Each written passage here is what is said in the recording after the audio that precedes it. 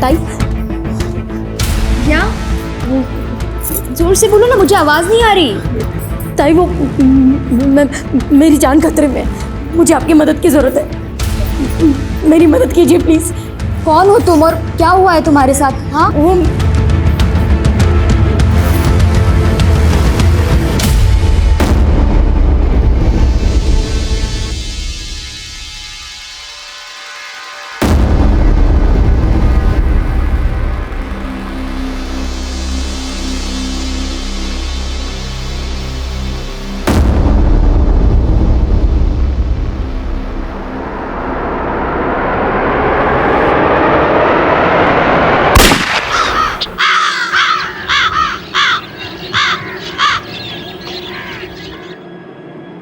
बहुत ऊंचा उड़ना चाहती थी मैं, लेकिन जब भी मैंने उड़ान भरने की सोची जिंदगी ने मेरे पंख ही काट दिए।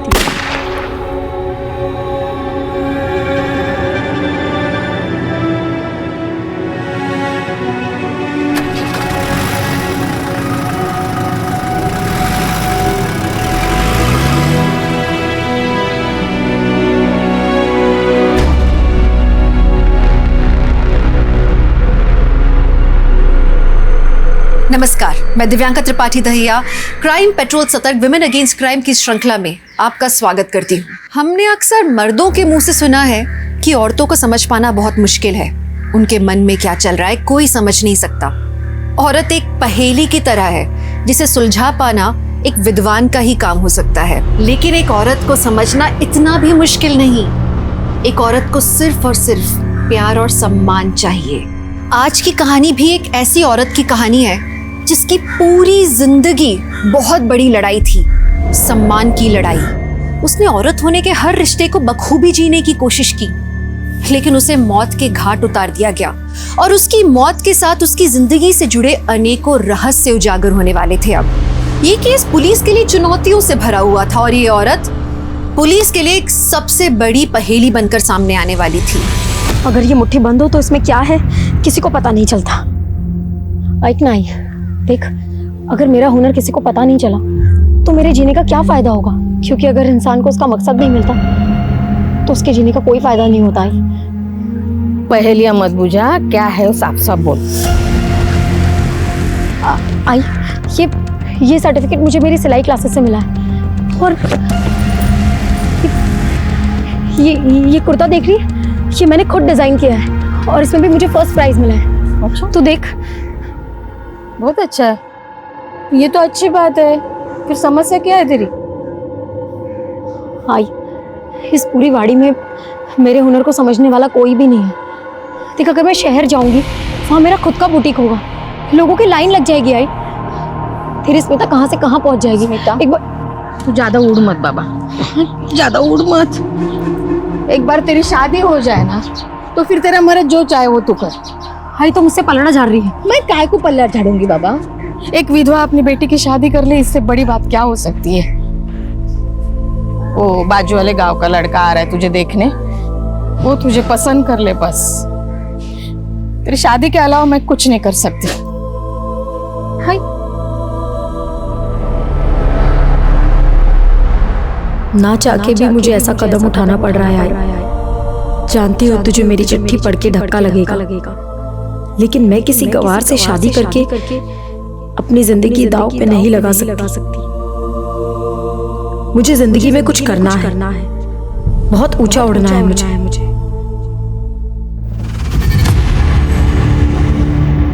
पाटिल, पूरा जंगल चेक करो, देखो कुछ मिलता है क्या। हटाओ इन लोगों को यहाँ से। सर, एक आदमी यहाँ से गुजर रहा था, उसने लाश को देखा, इसको शूट किया गया है और इसकी बॉडी पे ऐसा कुछ भी नहीं मिला जिससे पता चल सके कि कौन है।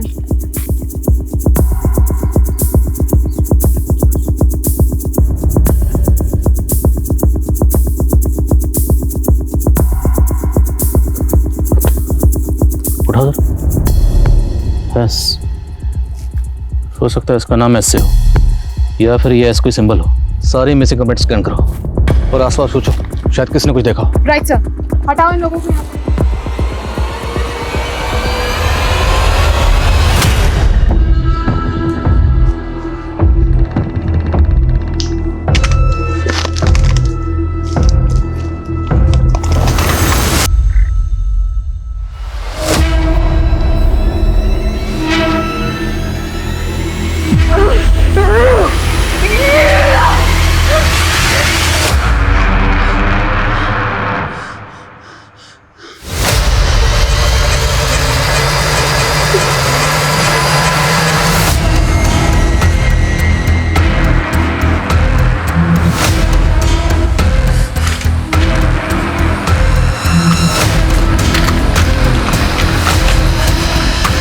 सर 0.9 बोर की देसी पिस्टल से विक्टिम को शूट किया गया था।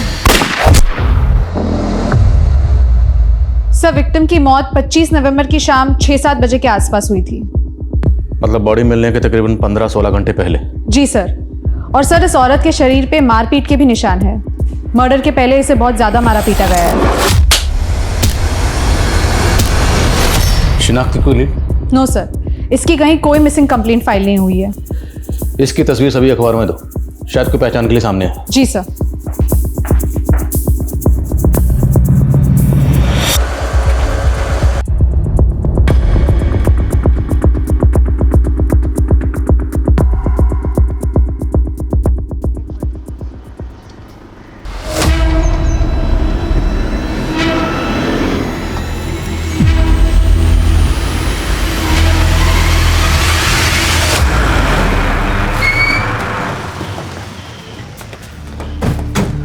सर, मैं तो इस औरत को नहीं जानती हूँ, लेकिन 25 नवंबर को मेरी गोद भराई की रस्म थी, तब ये औरत अचानक से यहाँ पे आ गई थी।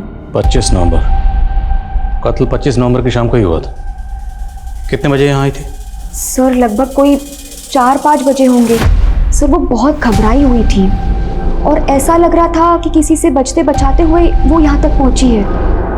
उसने मुझसे मदद मांगने की भी बहुत कोशिश की सर, लेकिन सर ये औरत यहाँ से अचानक से चली गई। सर मैं तो उसके पीछे पीछे दरवाजे तक गई थी, पर वो यहाँ पर नहीं थी, लेकिन एक ब्लू वैन को मैंने यहाँ से जाते हुए देखा था।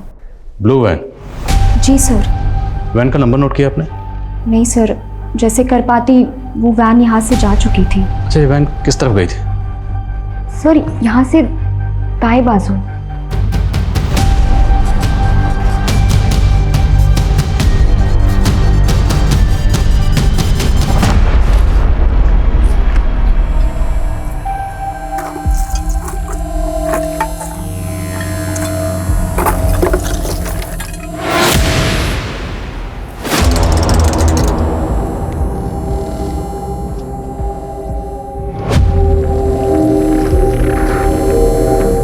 खाने को देगा?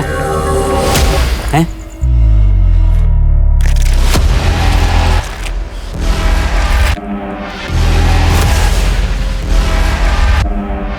थैले में क्या है? सर गीतांजलि के घर के आसपास कोई सीसीटीवी फुटेज नहीं मिला। और सर ऐसा ज़रूरी नहीं है कि विक्टिम उसी ब्लू वैन में गई हो जिसके बारे में गीतांजलि ने हमें बताया था। और गीतांजलि को यह भी लग रहा था कि जैसे वो किसी से बचते बचाते उसके घर पर आई, तो मुमकिन है कि वो उसी एरिया के आसपास कहीं की रहने वाली। विक्टिम की तस्वीर उस एरिया में डोर टू डोर जाकर सबको दिखाओ, शायद कोई पहचान के लिए सामने आए।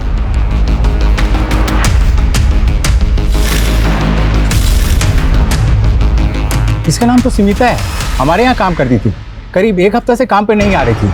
अभी आपसे पता चला कि उसका मर्डर हो गया है। ये स्मिता रहती कहाँ थी? मैडम एड्रेस तो नहीं मालूम, लेकिन मोती नगर के ठाकुर चाल वाली गली में कहीं रहती थी। कब से काम कर रही है यहाँ पे? 1.5 महीने पहले आई थी काम ढूंढते हुए। ये मेरा सर्टिफिकेट है, मैंने सिलाई का पूरा कोर्स किया हुआ है, मुझे सिलाई बुनाई कढ़ाई सब कुछ आता है। स्मिता का मोबाइल नंबर दो। उसने मोबाइल नंबर नहीं दिया था, कह रही थी कि मोबाइल खो गया। पाटिल, मोती नगर और ठाकुर चौल में पता करो ये स्मिता रहती कहाँ थी। उसकी किसी के साथ दुश्मनी?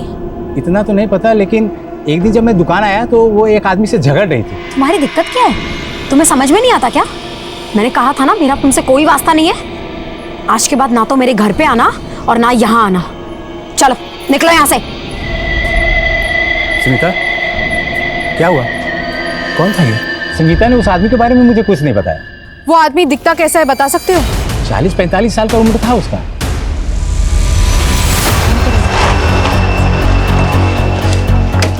सर, ये ललिता है, स्मिता की लैंडलॉर्ड। हाँ साहब, वो मेरी खोली में रहती थी स्मिता। साहब मैंने उसे खोली भाड़े पर दी थी, बहुत अच्छी औरत थी साहब। यहाँ कब से रह रही थी? यही कोई लगभग 1 साल से। फैमिली के साथ? पति? साहब पति तो था, लेकिन वो यहाँ नहीं रहता था, बाहर काम करता था। पति का नाम क्या है? वो मेरे को नहीं मालूम, वो इधर को कम ही आता था।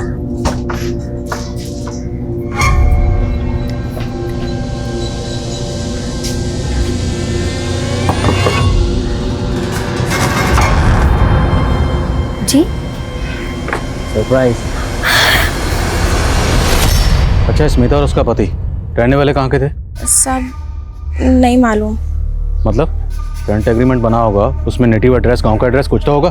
साहब मैं ये एग्रीमेंट वेग्रीमेंट नहीं बनवाती, मैं तो इंसान की शक्ल देख के पहचान जाती है कैसा है। पुलिस वेरिफिकेशन के बिना किराएदार रखना मना है, तुम्हें पता नहीं? तो तुमने कैसे रखा?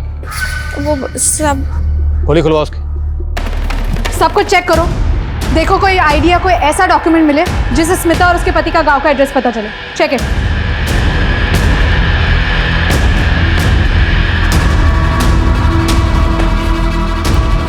सर, सब कुछ चेक किया, कहीं कुछ नहीं मिला।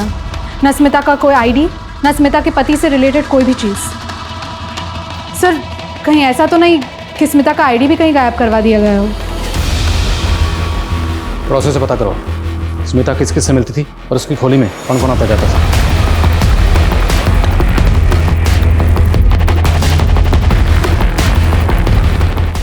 स्मिता का उसके पति के साथ कोई झगड़ा या आसपास कोई अनबन हुई हो कभी? नहीं साहब, स्मिता तो अपने पति से बहुत प्यार करती थी, उसका किसी के साथ भी कोई एक मिनट साहब, याद आया, जन्माष्टमी वाले रात 2 लड़के लोग आए थे, स्मिता के साथ बहुत राड़ा करके गए। सॉरी, हाँ हमको वहाँ पे बेरंग करके आ गई और अब यहाँ पे रंगोली सजा रही है।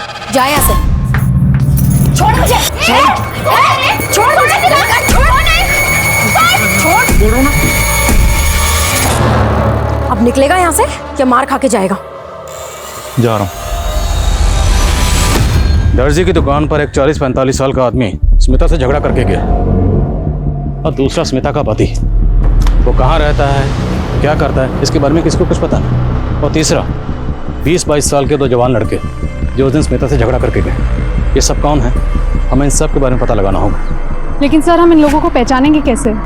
स्मिता के घर से ना कोई आईडी मिला है, ना कोई गांव का एड्रेस, और स्मिता का फ़ोन नंबर भी यहाँ किसी के पास नहीं है। जिस खोली में वो किराए पर रहती थी, हमने उस खोली को ढूंढ लिया। ठीक इसी तरह हम स्मिता के गुनहगारों को भी ढूंढेंगे और हर हाल में ढूंढेंगे। एक लावारिस लाश को एक नाम मिल गया था, स्मिता। लेकिन स्मिता कौन थी? उसका परिवार, उसका चरित्र, उसकी जिंदगी, सब एक पहेली सा लग रहा था। जिन लोगों ने स्मिता को पहचान दी, वो तो उसे पिछले सिर्फ 1 साल से जानते थे। तो स्मिता की बाकी की जिंदगी कहाँ बीती थी? और स्मिता की हत्या का तार उसकी मौजूदा जिंदगी से जुड़ा हुआ था या उसके अतीत से?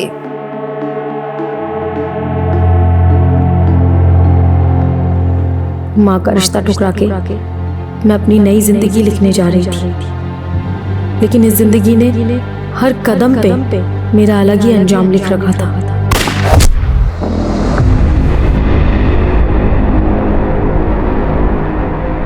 भिजवा दो। सर, स्मिता के चौल में एक आदमी है जो जन्माष्टमी की रात अपनी फैमिली के साथ पिक्चर्स क्लिक कर रहा था।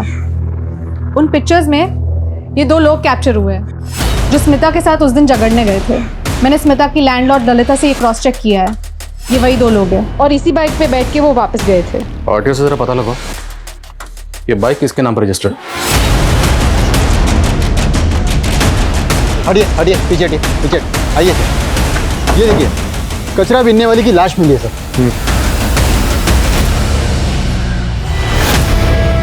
सर बॉडी देख के लगता है मर्डर काफी टाइम पहले हुआ है, शूट किया गया है।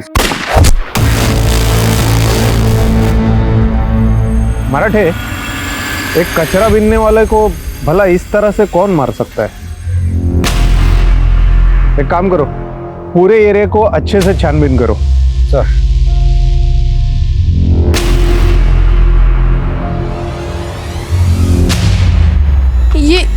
रख ले तू, मेरे से नहीं हो पा रहा यार। क्या नहीं हो पा रहा? कितने को टपका है तूने जो नहीं हो पा रहा? देख, शुरू शुरू में सबको ऐसा ही लगता है, कुछ नहीं, तू कर पाएगा। चल।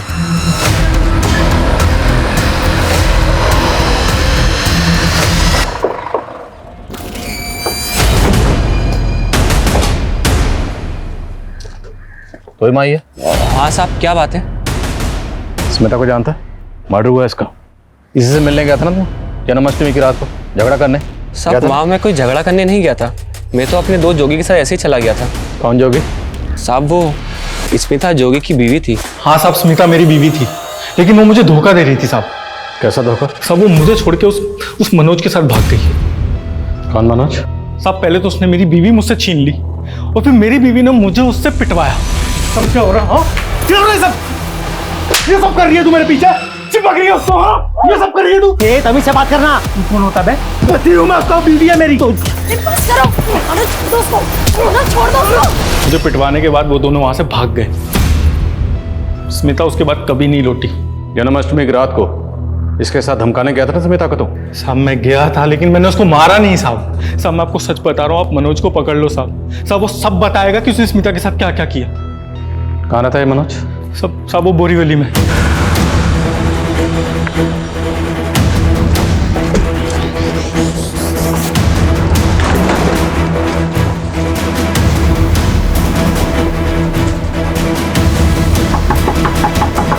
क्या स्मिता का मर्डर हो गया? चौंक तो ऐसे रहा जैसे कुछ जानता ही नहीं। सब बता दिया जोगी ने। तू स्मिता को लेकर भाग गया था ना? तूने शादी की उससे? नहीं साहब, मैंने स्मिता के साथ शादी नहीं की, वो तो जोगी से तंग आ गई थी। क्यों? नामर्द था वो, अपनी बीवी को पीट पीट कर अपनी मर्दांगी दिखा रहा था साहब। और तो और साहब, उसका और माही का संबंध था, स्मिता तंग आई थी उनसे। तो ठाकुर चौल में स्मिता को वो खोली तूने दिलाई थी? ठाकुर चौल? नहीं साहब, ठाकुर चौल के बारे में मैं कुछ नहीं जानता। मैं तो कई महीनों से उससे मिला भी नहीं हूँ साहब, और वो भी मुझे छोड़ के चली गई साहब। मैं तो उसको संगम चाल में मिलता था, वो खोली मैंने उसको लेके दी थी साहब। अरे आना, देख आज से तुझे माई और जोगी से डरने की कोई ज़रूरत नहीं है। आज से ये घर तेरा। देख मैंने पूरा सामान भी डलवा दिया है, अच्छा है ना? इतना प्यार करते हो मुझसे? लेकिन साहब स्मिता ने मेरे साथ अच्छा नहीं किया। थोड़े ही दिन में उसने अपना रंग दिखाना शुरू कर दिया। मेरे सारे पैसे जेवर लेकर वो भाग गई। किसके साथ गई, क्यों गई, मुझे नहीं पता साहब।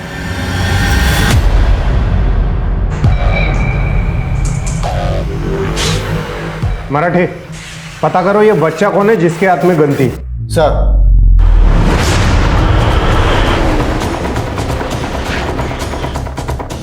हाँ साहब, 1 साल पहले तक ये औरत उस मनोज नाम के आदमी के साथ यहीं पे रहती थी।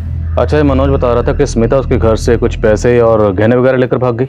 अरे साहब झूठ बोल रहा है, वो 1 नंबर का कमीना है।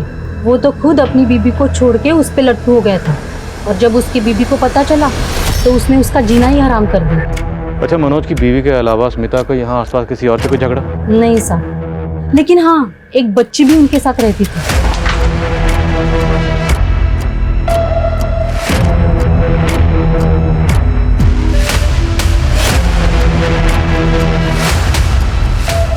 बच्ची? क्या लगती थी वो उनकी? वो सब पता नहीं।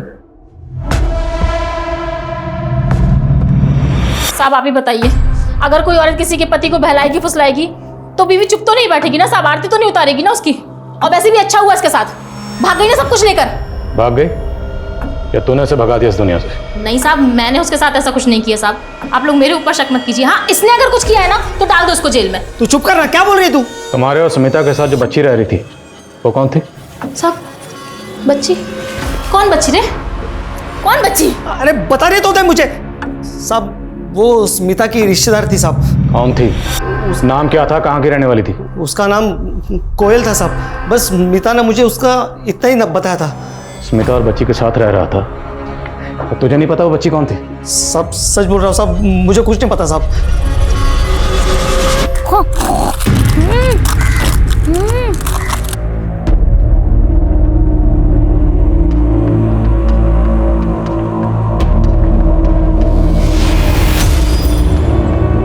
वाह कितना अच्छा, मेरे लिए है। Thank thank you. कोयल, क्या कर रही हो? सर एक इन्फॉर्मेशन मिली है। मनोज का ये बयान सही है कि जोगी एक गे है और माही उसका सेक्स पार्टनर था।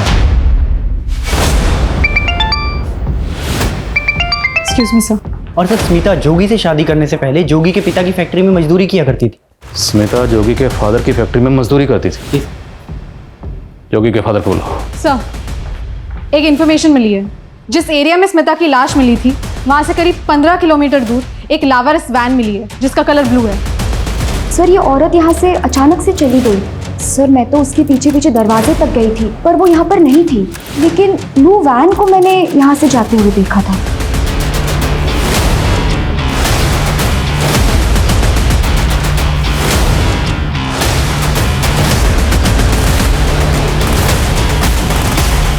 सर, वैन की नंबर प्लेट तो गायब है।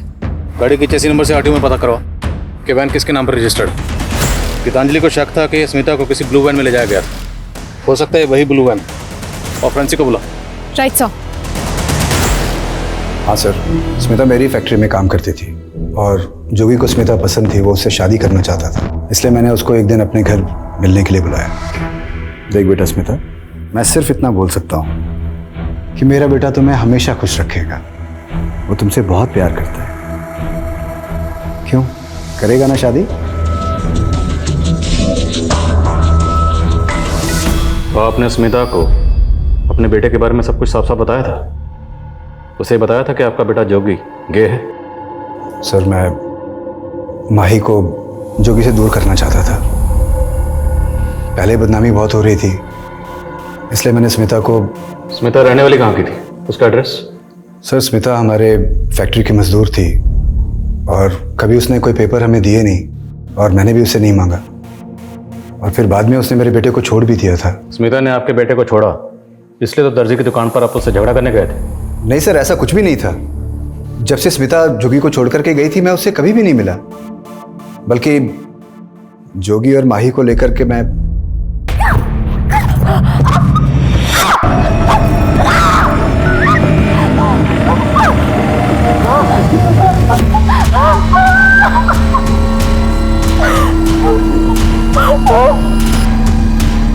जोगी, क्या चल रहा है ये सब? सही किया स्मिता ने जो यहां से भाग गई। लेकिन अब उसका मर्डर हो गया और आप अच्छी तरह से जानते हैं कि मर्डर इन दोनों ने किया। नहीं सर, ऐसा कुछ भी नहीं है। लेकिन एक बात है सर, स्मिता का अतीत भी एक रहस्य था। उसने मुझे कभी अपने बारे में कुछ भी नहीं बताया था, लेकिन मैं जानता हूं कि उसका जमीन जायदाद को लेकर के किसी से झगड़ा चल रहा था। मैंने खुद अपनी आंखों से एक आदमी को फैक्ट्री के बाहर उससे झगड़ा करते देखा था। क्या नाटक लगा रखा है ये सब कुछ? हाँ, समझ में नहीं आता है क्या? मैंने कहा ना मुझे तुमसे कोई लेना देना नहीं है। मेरे आगे पीछे डोलना बंद करो तुम। अरे ऐसे कैसे लेना देना नहीं है? इतनी सारी जमीन जायदाद है दारी में, वो क्या ऐसे ही छोड़ देगी? चल मेरे साथ दारी, चल। छोड़ो मुझे, मैंने कहा ना मुझे तुम्हारे साथ नहीं जाना है। निकलो यहाँ से। सर दारी के किसी जमीन जायदाद के बारे में उन दोनों में झगड़ा हो रहा था। दारी? हाँ आ रहा हूँ ना। अरे पहले मालवानी जाऊंगा, उसके बाद नए गाँव आऊँगा। कितना टाइम लगता है नए गाँव आने में? हाँ चल रखता हूँ अभी।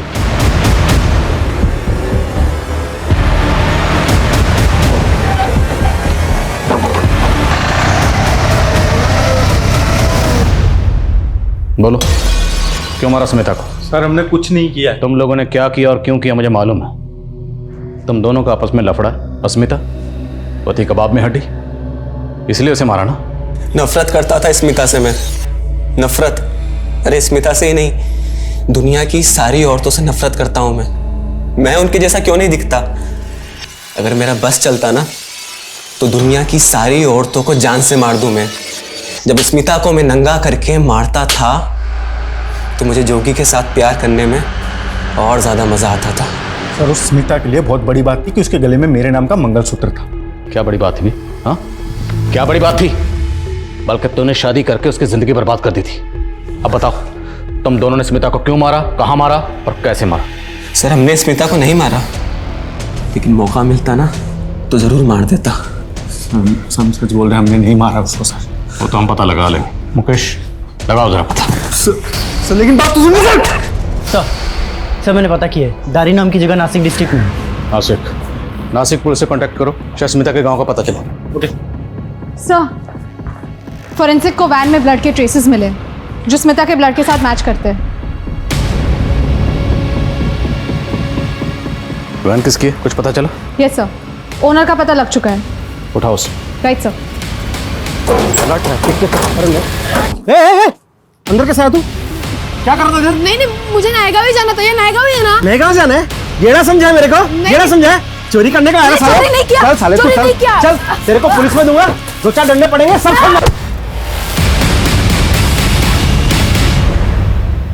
साहब मेरा इस सबसे लेना देना हो ही नहीं सकता। वैन तो मैंने कब की भेज दी थी। वैन तो अभी तुम्हारे नाम पर। साहब इसकी डिलीवरी नोट तो मैंने कब की उसके पास भेज दी थी। उसकी जेरॉक्स कॉपी मेरे पास है साहब। उसने कहा था कि वो अपने नाम पे ट्रांसफर करवा लेगा।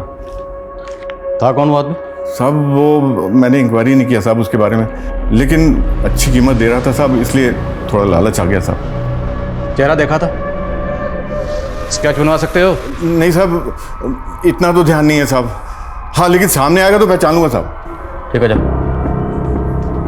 सर, स्मिता दारी की रहने वाली है। उसके ऊपर एक केस भी चल रहा था वहाँ। कैसा case? Abetment of suicide. Smita का पति विक्रम, उसने सुसाइड किया था। स्मिता का पति? एक और पति?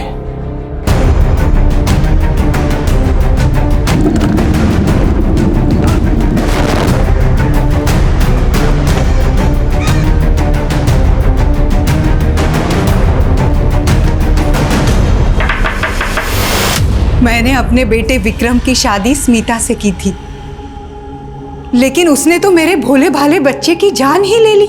मतलब? साहब मेरा बेटा विक्रम दिमाग से बच्चा था।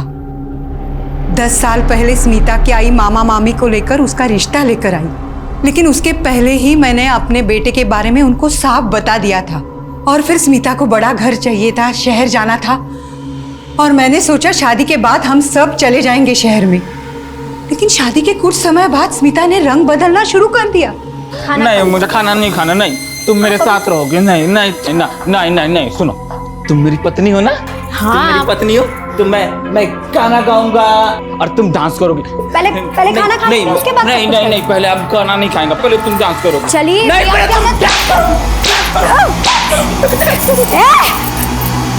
उसके बाद ये हाथ उठाया ना तो हाथ तोड़ दूंगी। कोई ऐसा बर्ताव करता है अपने पति के साथ?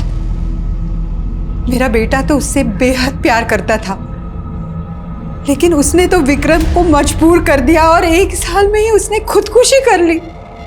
उसके बाद आपने स्मिता पर अबेटमेंट ऑफ सुसाइड का केस करके उसे घर से निकाल दिया। और क्या करती साहब? उस हत्यारन को सर पे बिठाती, धक्के मार के मैंने उसे घर से निकाल दिया। चल जा, निकल जा मेरे घर से, बड़ी आई है, चल निकल जा। हाँ? आई मेरी बात, आई निकल। नहीं आई मेरी बात सुनो, आई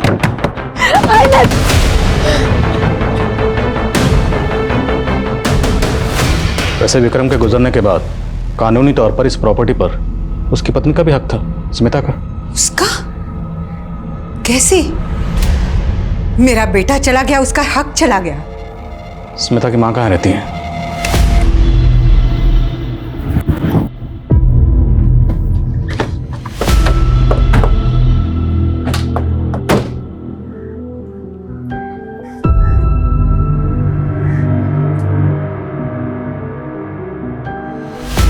क्या हुआ? अब स्मिता को जानती है? हाँ बेटी है मेरी। क्या क्या हुआ? देखिए आप, बच्चा क्या नाम आपका? कोयल। आप अंदर खेलोगे, हम बात कर लें?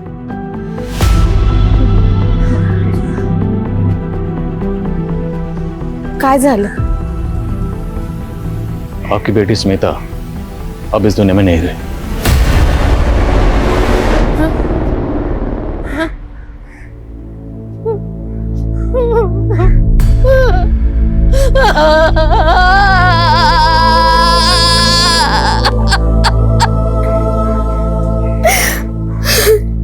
पता नहीं मेरे स्मिता को किसकी नजर लग गई साहब।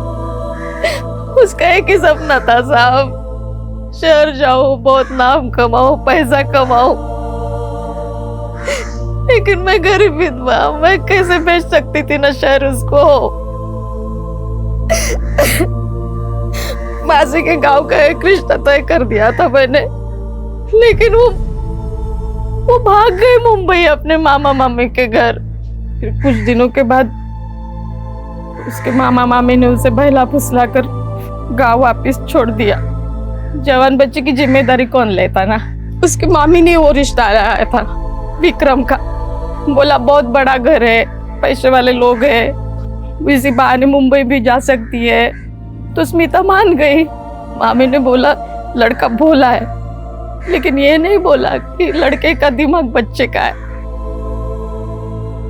मेरी स्मिता खुश नहीं थी साहब उसके साथ, फिर भी निभा रही थी अपनी शादी। और फिर विक्रम के मौत के बाद उसके घर वालों ने उसे बाहर निकाल दिया और फिर सब लोग ताने देने लगे उसको। फिर उसे सूरज से प्यार हो गया। सूरज? हाँ।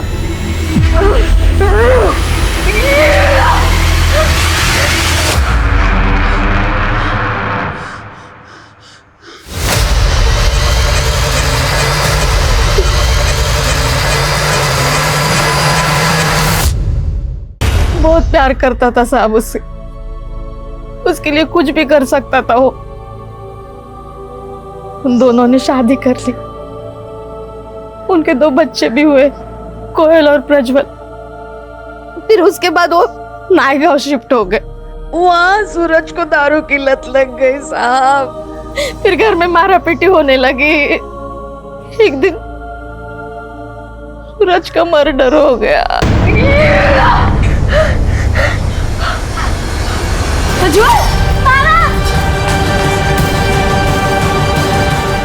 सबको यही लगा कि प्रज्वल ने अपने बाप सूरज को मार दिया। प्रज्वल मतलब स्मिता और सूरज का बेटा? हाँ। फिर उसे वो सुधार गृह भेज दिया गया। फिर स्मिता कोयल को लेकर मुंबई चली गई साहब, लेकिन मुंबई में भी वो कोयल के साथ किसी ने जबरदस्ती करने की कोशिश की। कोयल के साथ जबरदस्ती? हाँ साहब। फिर स्मिता कोयल को यहाँ छोड़ के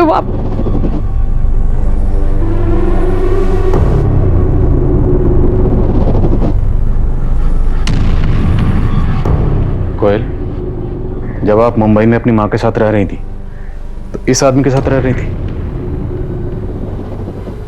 और इसी आदमी ने आपके साथ?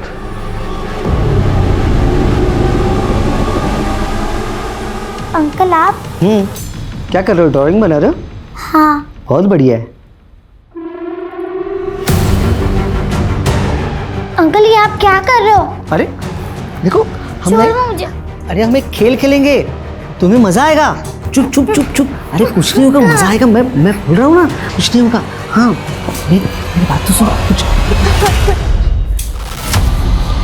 मनोज? मम्मा ये अंकल गंदे हैं। स्मिता वो निकल यहाँ से, निकल जा यहाँ से। जुवेनाइल होम से पता करो हम प्रज्वल से कब मिल सकते हैं। और ये मनोज, उठाओ से। Yes sir.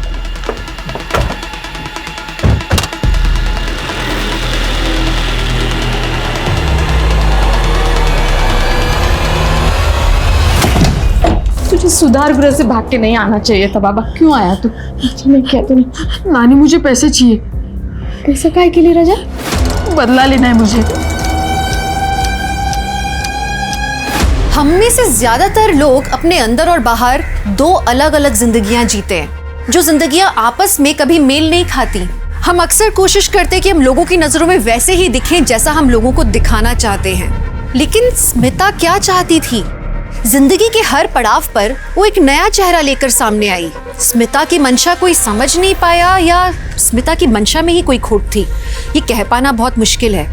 लेकिन स्मिता से जुड़ी हर बात के पीछे एक नई कहानी निकल कर आ रही थी। सब मैंने कुछ नहीं किया साहब।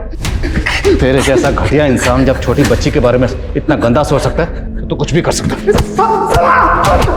छोड़ो साले को, अच्छी तरह करो। सर, प्रज्वल बाल सुधागृह से भाग गया, मैंने पता किया। एक कचरा बिनने वाले के मर्डर में भी इसकी तलाश है।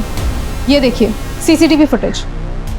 और एक बात सर, इसके बाद उसने एक टेम्पो ड्राइवर पे हमला किया, जिसके बाद मालवनी पुलिस ने उसे अरेस्ट कर लिया था।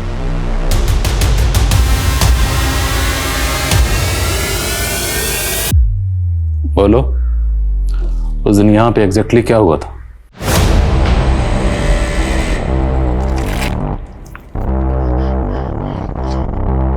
थैले में क्या है?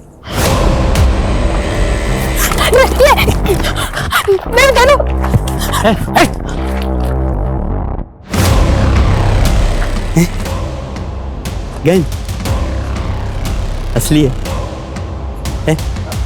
नकली चलती है क्या?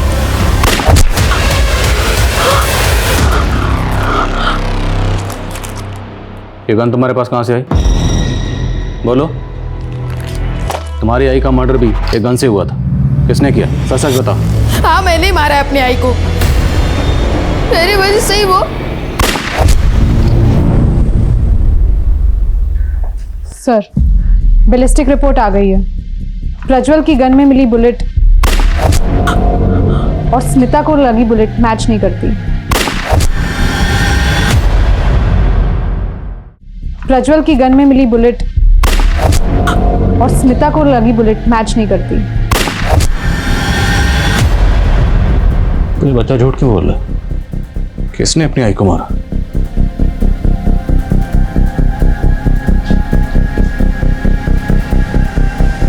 प्रज्वल, आपने हमसे झूठ क्यों कहा कि आपने अपनी आई को मारा? देखो, हमने पता लगा लिया, आपने अपनी आई को नहीं मारा, फिर भी हमसे झूठ क्यों बोला? किसी ने आपको डराया, धमकाया? किसी ने मुझे नहीं डराया, पर आई के मौत का जिम्मेदार मैं ही हूं। अगर मैं उसके साथ होता तो वो जिंदा होती।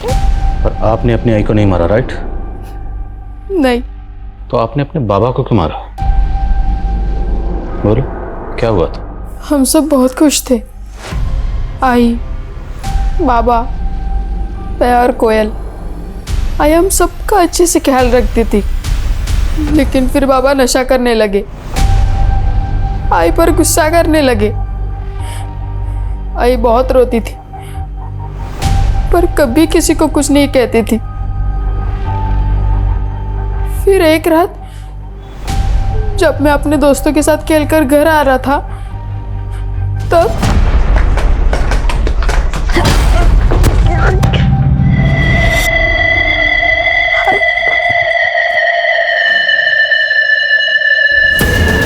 बाबा, बाबा क्या हो गया? बाबा,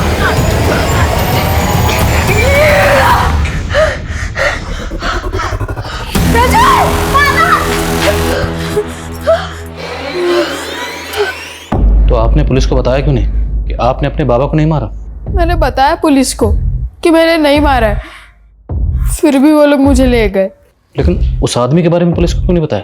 क्योंकि मैं उस आदमी का ढंग से चेहरा देख नहीं पाया। वो आदमी कौन है मुझे नहीं पता था तब। मैंने बस उसके जूते देखे थे, और फिर जब मैं सुधार गृह से भागकर नानी के घर गया, तब मैंने देखा कि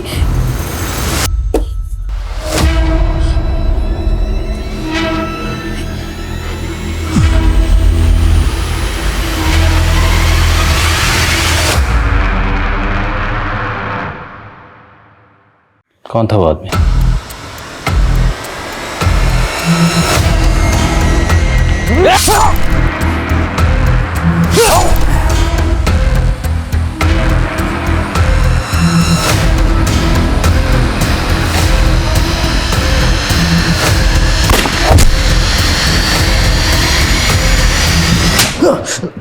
बोल, ये सब क्यों किया?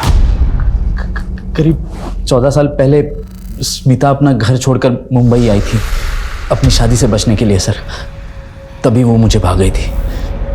लेकिन उसकी मामी ने उसे वापस घर भेज दिया। स्मिता को तब उतना समझ में नहीं आता था, लेकिन मैं सब समझती थी। मैं अपने पति से स्मिता को दूर रखना चाहती थी, इसलिए मैंने विक्रम और स्मिता की शादी करवा दी। विक्रम की मौत के बाद सोचा था मैं स्मिता पर हाथ साफ कर लूंगा, लेकिन विक्रम की मौत के बाद उसे सूरज में सच्चा प्यार मिला। लेकिन मैंने भी हार नहीं मानी। मैंने सूरज को नशे की लत लगा दी। एक दिन मुझसे रहा नहीं गया और मैं प्लानिंग करके सूरज के साथ दारू पीने बैठा। लेकिन फिर उसने उस जोगी से शादी कर ली। और जोगी ने उसे परेशान करना शुरू किया तो स्मिता ने मनोज में अपना साथी ढूंढ लिया। लेकिन जब मनोज ने उसकी बेटी पर बुरी नजर डाली तो मनोज को छोड़कर मोती नगर में रहने लगी। और तू सुधरा नहीं। इस दौरान तू लगातार उसे ढूंढता रहा। उसे ढूंढने के बाद तुमने उसे मार दिया। सर मैं वहां गया जरूर था, लेकिन मैंने अकेले स्मिता को नहीं मारा। उसका एक आशिक भी है। मैंने स्मिता के मामा दिनेश को कुछ पैसे उधार दिए थे, लेकिन जब मैंने उससे पैसे मांगे उसने मना कर दिया। बोला कि लड़की देगा। फिर उसने दूर से मुझे स्मिता को दिखाया। बोला कि अकेली है, बेचारी है, किसी आदमी का साथ चाहिए उसे। मैंने स्मिता को पटाना शुरू कर दिया। वो मेरे प्यार में पड़ गई, लेकिन उसका मामा कमीना निकला। मुझे ब्लैकमेल करने लगा कि वो मेरे और स्मिता के रिश्ते के बारे में मेरी बीवी को सब कुछ बता देगा, और मुझसे पैसे मांगने लगा। और स्मिता को भी बोला कि मुझे ब्लैकमेल करे। लेकिन जब स्मिता को पता लगा कि मैंने उसे धोखा दिया है तो वो भी मेरा घर बर्बाद करने पर तुल गई। मैंने दिनेश को मुंह मांगी रकम दी और उससे बोला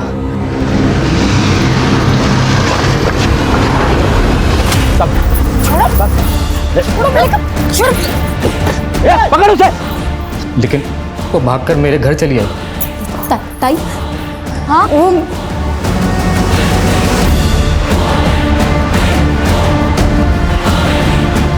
दिनेश, इसे स्मिता का खेल खत्म कर। तुझे जितने पैसे चाहिए मैं दूंगा।